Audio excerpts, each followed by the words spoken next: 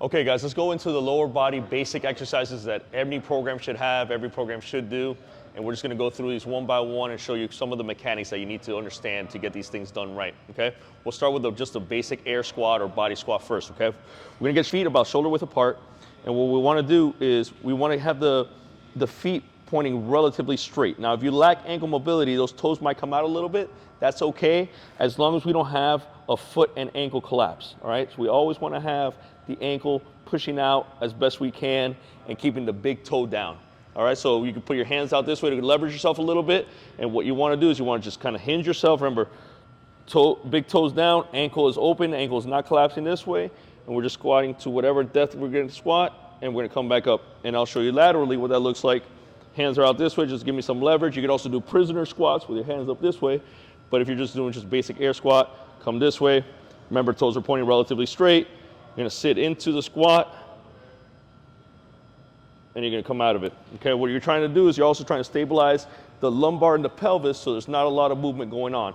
So we don't wanna get down here and all of a sudden have like a little bit of a butt wink coming down this way. We wanna sit with a straight lumbar area and then come up from there. So that's what our squat's gonna look like from the side. Again, from the front. Okay, now from variation from there is if we were to go to a goblet squat, we're gonna grab a dumbbell, right? The dumbbell's gonna be held in front. And I'll show you from the side first. So you're gonna hold the dumbbell here this way. And basically what you're gonna do is you're gonna sit yourself in a squat. You should be able to be a little bit more upright with a goblet squat. You're gonna sit into your squat this way, and you're holding the dumbbell this way. You're engaging the shoulders, you're engaging the back. Same thing I'll show you from the front. You're holding the dumbbell right here. And that's your goblet squat. All right, guys, so let's transition over to a little bit more of the progression of the squats. After we learn how to do air squats and goblet squats, we're on to front squats, okay? Front squats, the barbell is gonna be held at the front side of the shoulder, right? You have two ways of doing this. You can set it up with a front rack, like if you had just done a power clean. You're gonna hold it with the barbell here and the bar on the hands, or you could cross your hands this way if you don't have the mobility for that. You're gonna grab the bar with your thumb, and you hold it up high on the shoulder. We don't want it to sit low on the shoulder because that's gonna roll down. It's gonna make it a very difficult squat. You wanna sit it high on the shoulder. In fact, on the other side of the shoulder muscle, right here, and then that's when the bar is gonna sit. So it's almost gonna choke you just a little bit here. You're gonna have to get used to that kind of feeling. All right, but it's well worth it because these squats are one of the best exercises you can do for your core, hips, and legs, okay? So from the front, let's say I'm doing the cross hold. I'm gonna be here. I'm gonna sit into my squat. I'm gonna be very upright with these squats. I'm trying to sink the hips straight down, okay? There's gonna be a hip hinge, but I'm really trying to drive the hips straight down into my squat, very vertical, and I'm gonna come up, okay? Usually front squats are gonna be a little bit more narrow than regular back squats where you might be shoulder width or slightly wider than shoulder width. Front squat is gonna be about shoulder width or a little bit more narrow, okay? Let's say a front rack is here with a barbell right in front, nothing changes, it's gonna be on the top of the shoulder, on the back end, right on the neck there. You're gonna sit into your front squat and come out of it there, okay? If we're gonna transition to a back squat from there, what we wanna do is put the bar on the trapezius, okay? You don't want it on the back where that bone is. You want it just underneath there. Let this nice chunky muscle here take the blunt of the bar. The bar is gonna be behind you. You're gonna open up your feet just a little bit wider, and you're gonna squat into it and come out. Usually with a back squat, your chest is gonna come a little bit more forward, so you're gonna get a little bit more posterior chain in that exercise. The barbell's behind me this way, same thing.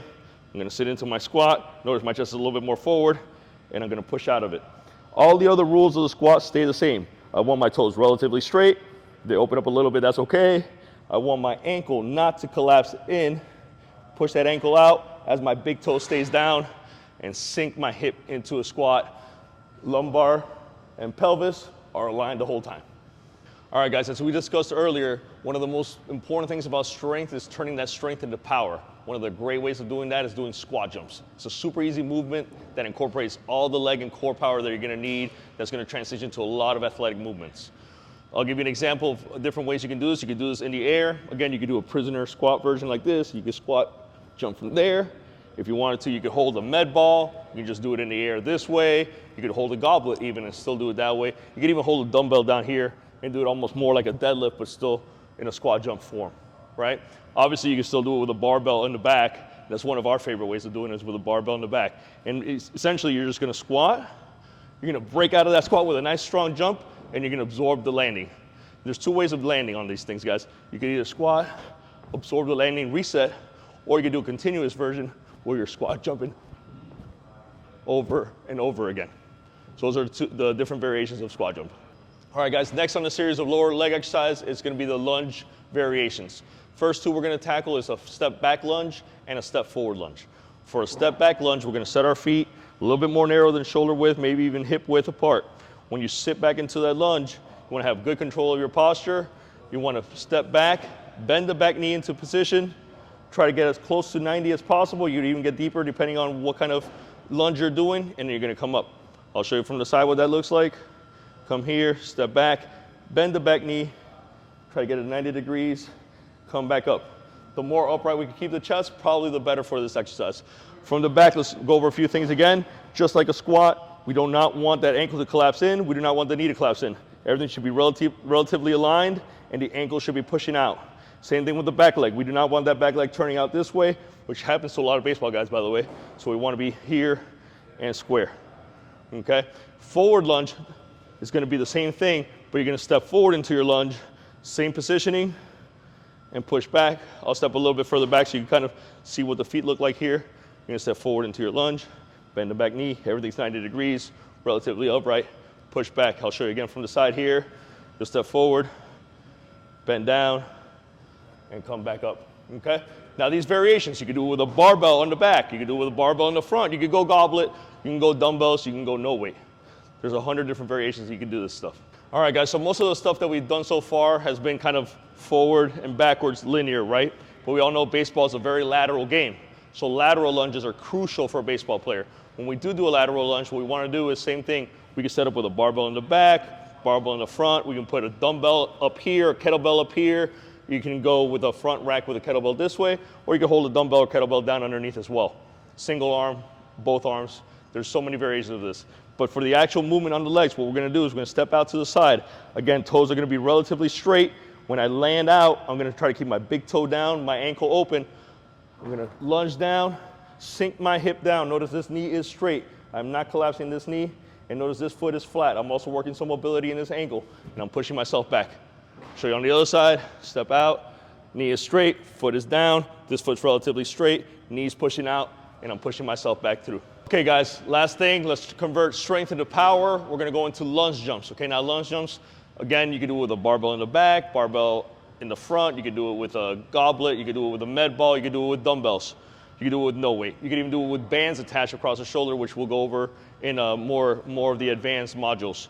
But a lunge jump, basically, you're just going to jump into your lunge position. I'll show you from the front and then the side. You're going to lunge into it, and you're going to jump.